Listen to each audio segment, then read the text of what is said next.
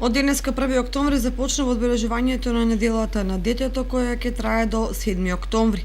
Денеска во просториите на библиотеката се одржа првата едукативна работилница на која учествуваат дечињата од големата воспитна група од детската градинка Павлина Велјанова и заеднички започна со реализирањето на програмата Јас ги знам своите права. Јавната општинска установа Библиотека Искра од Кочани се вклучува во одбележувањето на неделата на детето.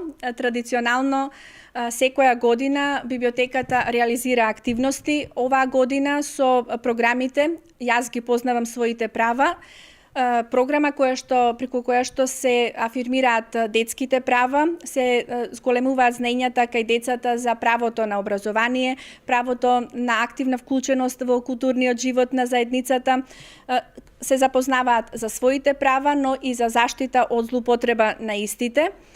Програма која што ја реализираме во остварената соработка, преку остварената соработка со јавната општинска установа Детската градинка Павлина Велјанова од Кочани, ќе бидат вклучени 200 деца кои што ќе бидат дел од едукативно-креативните работилници на темата која што ја планиравме.